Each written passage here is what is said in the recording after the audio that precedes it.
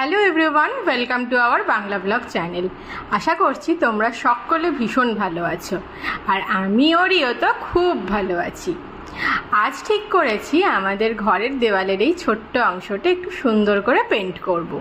কিছুটা আইডিয়া নিয়েছি পিন্টারেস্ট থেকে, আর কিছুটা আমার নিজস্ব। আর এখানে আমার হোদলা ছেলে চুপচাপ বসে আছে। আমি যেখানে যা কাজ করব ও কিন্তু আমার পাশে কনস্ট্যান্ট বসে থাকবে। আর স্টিল নাও আমি ভয়েস ওভার দিচ্ছি, ও কিন্তু আমার পাশে এই একইভাবে বসে আছে। আর এখানে ওর বাবার পেছনে ঘুরঘুর করছে, কারণ এখন ওকে একটু বিস্কিট দিতে হবে। এত বোঝে, ওর বাবা যেই চা করার পর যে চিনি গুলবে ও ততক্ষণ অব্দি চুপচাপ ঘরে শুয়ে থাকবে। আর যেই চিনি গোলাটা হয়ে যাবে, জানে এবার বিস্কুট নেবে, সেই জন্য তাড়াতাড়ি ওখান থেকে উঠে গিয়ে চলে আসে বাবার পাশে, একটু বিস্কুট খেতে হবে।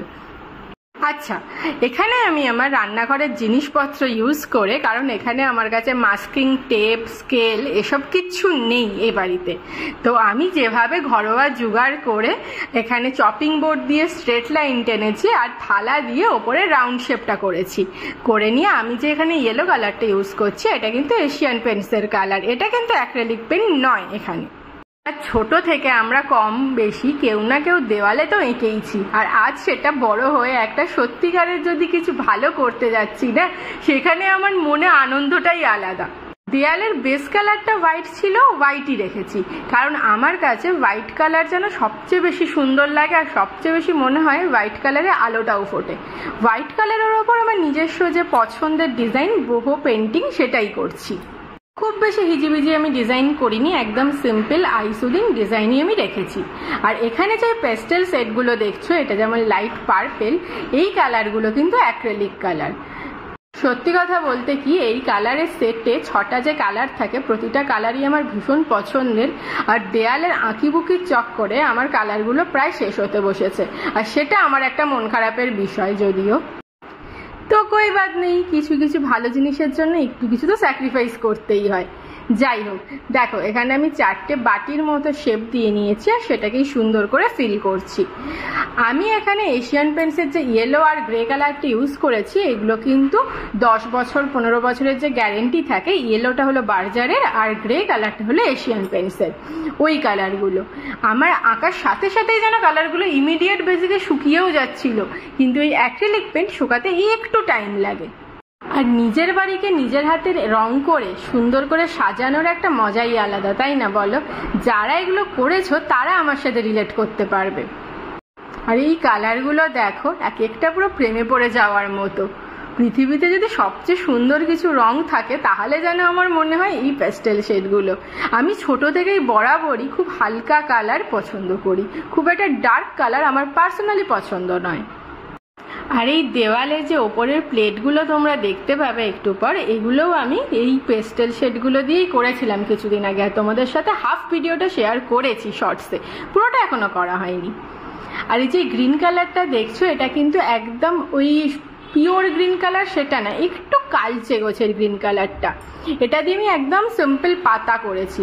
এই কালারটা একটু শেষ হয়ে গেছে বলে এখানটা একটু শুকিয়ে গেছে কালারটা অ্যাকচুয়ালি, সেই জন্য একটুখানি সমস্যা হচ্ছিল। এটা করতেই আমার জন্য সবচেয়ে বেশি টাইম লেগেছে, যেহেতু কালারটা শুকিয়ে গেছিল। ভেবেছিলাম এই পাতাটা করে সুন্দর করে দেয়ালটা শেষ করে ফেলবো, কিন্তু তারপর দেখলাম একটু যেন ফাঁকা ফাঁকা লাগছে। তাই ভাবলাম এখানে ছোট্ট ছোট্ট যদি বাবেলসের মতো করে দেওয়া যায় কালার দিয়ে, তাহলে যেন আরো বেশি সুন্দর লাগবে। আর যেমন ভাবা তেমন কাজ শুরু করে দিলাম।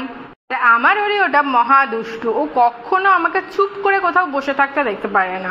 আমি যখনই কোথাও ধরো এখানে বসে বসে ভয়েস ওভার দিচ্ছি, ও তখনই পেয়ে যাবে, তখনই ওকে হিসু করতে হবে, তখনই ওকে পটি করতে হবে। এত দুষ্টু হয়েছে ছেলে যে কিভাবে আমার চুপ করে বসে থাকাটা আমি জানি না। ওভাবে সারাক্ষণ ওর পেছনে যদি আমাকে এঙ্গেজ করে রাখা যায়, তাহলেও আরো বেশি বেশি যেন অ্যাটেনশন পাবে। যাই হোক, দেখো এখানে আমার কাজ পুরো শেষ, কিন্তু কিছু কিছু আউটলাইনে একটুখানি তুলির টানের দরকার ছিল, সেটা ও কমপ্লিট করে দিয়েছে। এটা করে নেওয়ার পর ওর হঠাৎ করে ইচ্ছা হয়েছে একটু ঘুগনি বানানো যাক, আর সেটা একদমই নিরামিষ ঘুগনি এখানে আমি বানাচ্ছি না, এখানে একটু পেঁয়াজ দিয়েই বানাচ্ছি। আর এটা যেন খেয়ে ও বলছে ওটা কি জীবনের শ্রেষ্ঠ ঘুগনি খেয়েছে জানো।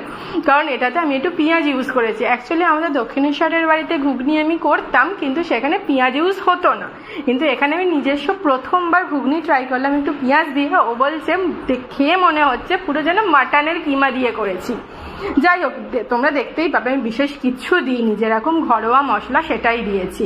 একটু পেঁয়াজ আর টমেটোটাকে প্রথমে দিয়ে ভেজে নিয়েছিলাম, তারপর একে একে একটু আদা কুচি, রসুন কুচি, মানে একটু যেরকম আমি গ্রেটারে একটু গ্রেট করে নিই অল্প অল্প, একদম থেতো করে, মানে পুরো একদম মিক্স করে নিই না ব্যাপারটাকে।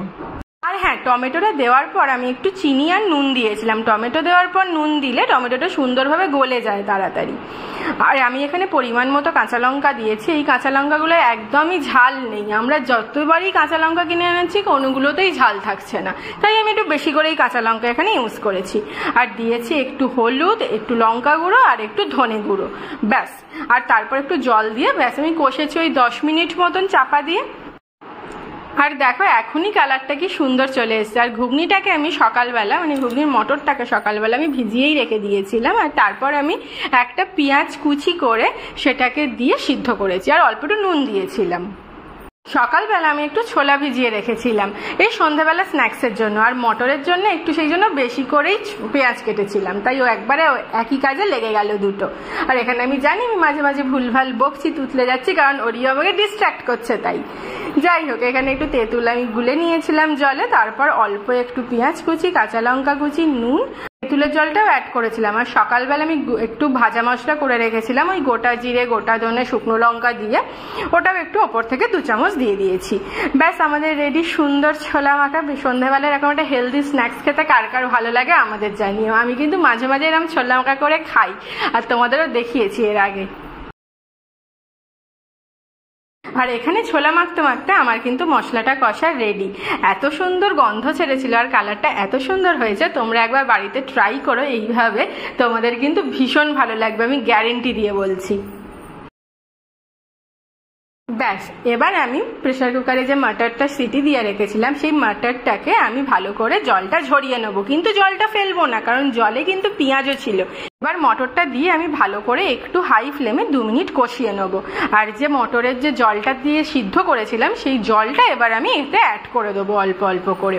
এবার তোমরা পরিমাণ মতো অ্যাড করো, যে যেরকম ঝোল খাবে। এবার কেউ যদি বেশি খাও তাহলে বেশি জল দেবে, আর কারো যদি মনে হয় কম লাগবে তো কম দেবে।